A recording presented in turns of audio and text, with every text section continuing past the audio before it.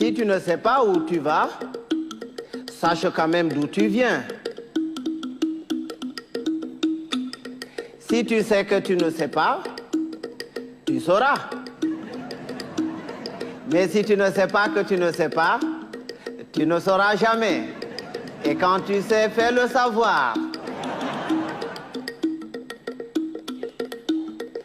Ne te baisse jamais pour regarder dans le derrière de quelqu'un. Sinon, quelqu'un d'autre se baissera aussi derrière toi pour regarder dans le tien.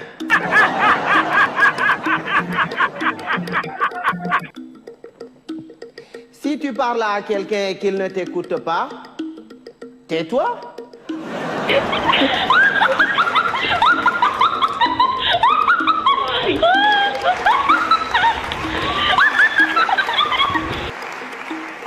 Écoute-le. Peut-être en l'écoutant, tu sauras pourquoi lui, il ne t'écoutait pas.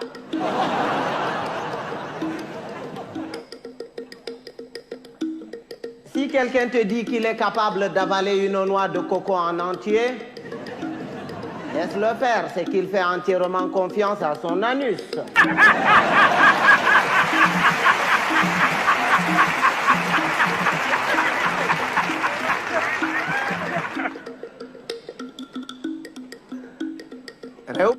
Les femmes, c'est exactement comme le café. Au départ, ça excite, après, ça énerve. Mais les hommes, c'est comme les melons. Il faut en avoir tâté plusieurs pour tomber sur les bons.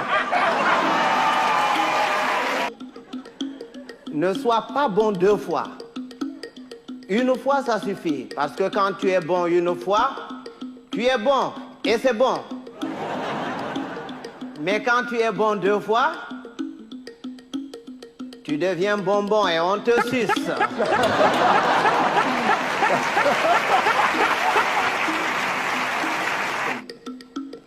Bienheureux, celui qui connaît et qui vit dans le confort du bien-être et continue à s'en délecter.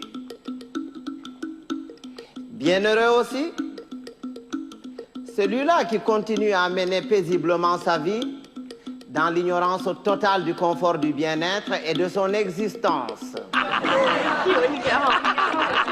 Tous les êtres humains sont pareils.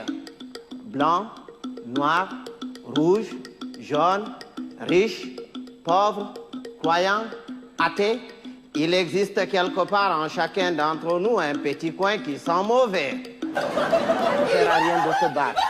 Il vaut mieux convaincre que vaincre, parce que ce qui est convaincu est d'office vaincu, alors que ce qui est vaincu n'est pas convaincu. Quand Dieu a créé, il a d'abord créé les sages, les humains et les cons. Il a pris les sages qu'il a mélangés parmi les sages parmi les humains et les sages parmi les cons. Il a ensuite pris les humains qu'il a mélangés parmi les humains parmi les humains et les humains parmi les cons. Il a enfin pris les cons qu'il a mélangés parmi les sages, les cons parmi les humains et les cons parmi les cons. Et c'est quand les cons se retrouvent parmi les cons et qu'il leur revient la décision de décider que c'est la catastrophe.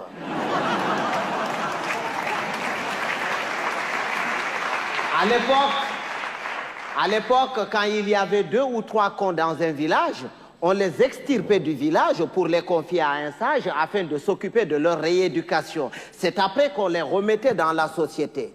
Mais aujourd'hui, s'il fallait sortir tous les cons, certaines villes et certains villages se verraient vidés de toutes leurs substances humaines sans qu'on ait réussi à vider tous les cons.